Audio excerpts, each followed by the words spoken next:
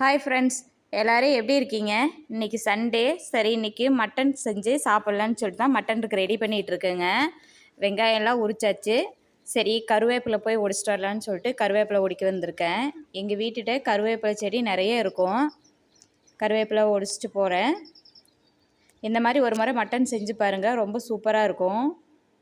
ஒரு கடாயில் எண்ணெய் விட்டுட்டு வெங்காயம், கருவேப்பிலை, பூண்டு, இஞ்சி, ஒரு மீடியம் சைஸு தக்காளி இதெல்லாம் போட்டு நல்லா வதக்கிக்கோங்க.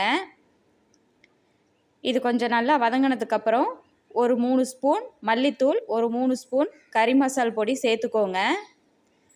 கொஞ்சம் மஞ்சத்தூளும் போட்டு சேர்த்திட்டு ஒரு வதக்கி விட்டுட்டு அடுப்பை உடனே ஆஃப் பண்ணிடுங்க.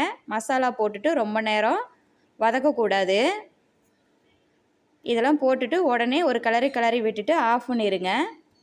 இப்போ வந்துட்டு கறியை தாளித்து விட்டுடலாம். ஃபஸ்ட்டு எண்ணெய், கடுகு, கருவேப்பிலை, கறி போட்டு ஒரு வணக்கிட்டு கொஞ்சம் உப்பு போட்டுக்கோங்க. உப்பு போட்டு ஒரு வணக்கிட்டு கொஞ்சம் இஞ்சி பூண்டு பேஸ்ட்டும் சேர்த்துக்கோங்க. இஞ்சி பூண்டு பேஸ்ட்டு சேர்த்து வதக்கினதுக்கப்புறம் ஒரு 2 டம்ளர் தண்ணி விட்டு கறியை வேக விட்டுருங்க.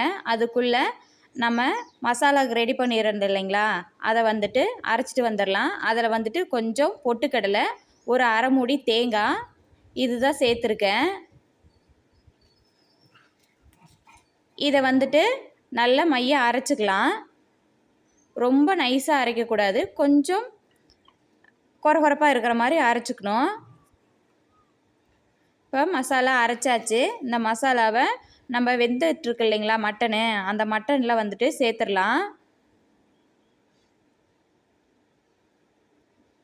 கறி நல்லா வேகட்டும். கறி வெந்ததுக்கப்புறம் கறி இந்த மாதிரி தனியாக எடுத்து தாளித்து பாருங்கள், ரொம்ப நல்லாயிருக்கும்.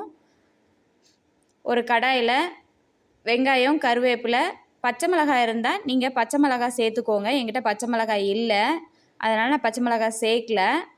ஒரு மீடியம் சைஸ் தக்காளி இதையும் கட் பண்ணி சேர்த்துக்கோங்க.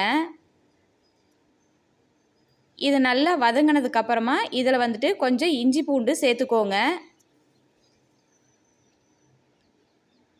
இஞ்சி பூண்டு பேஸ்ட்டு சேர்த்து வதக்கிட்டு நம்ம வச்சுருந்தோம் இல்லைங்களா மட்டன் குழம்பு, அந்த குழம்புலேருந்து ஒரு 3 கரண்டி அல்லது ஒரு 4 கரண்டி குழம்பு ஊற்றிக்கோங்க. இதில் நான் வந்து 1/2 கிலோ மட்டனுக்கு தாங்க செஞ்சிட்ருக்கேன். அதுக்கு வந்து ஒரு 4 கரண்டி போதும். குழம்பு வந்து நல்லா வேகட்டும். தனியாக எண்ணெய் பிரிஞ்சு வர அளவுக்கு வேகணுங்க.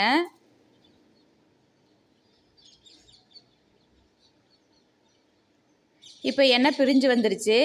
இதுக்கப்புறம் குழம்புல இருக்கிற மட்டனை எடுத்து நம்ம இதில் சேர்த்துக்கலாம். மட்டன் இப்போது சேர்த்தாச்சு. சேர்த்திட்டு ஒரு 5 நிமிஷம் அப்படியே மறுபடியும் கொஞ்சம் எண்ணெய் பிரிஞ்சு வர அளவுக்கு வதக்கி விடலாம். இப்போ பாருங்கள், மட்டன் வந்துட்டு ரெடி ஆயிடுச்சு.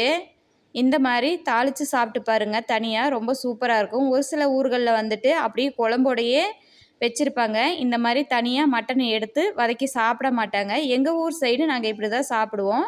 லாஸ்ட்டாக கொத்தமல்லி இலை தூவி ஆஃப் பண்ணிடலாம். இன்றைக்கி வந்துட்டு எங்கள் வீட்டில் இட்லியும் மட்டன் குழம்பு, மட்டன் இது தாங்க. இந்த மாதிரி ஒரு முறை சமைச்சு சாப்பிட்டு பாருங்கள். குழம்பும் கறியும் ரொம்ப டேஸ்ட்டாக இருக்கும். எங்கள் சித்தியோட ஊர்லலாம் கூட மட்டன் வந்து இந்த மாதிரி தனியாக எடுத்துலாம் செய்ய மாட்டாங்க, அப்படியே குழம்போடையே விட்டுருவாங்க.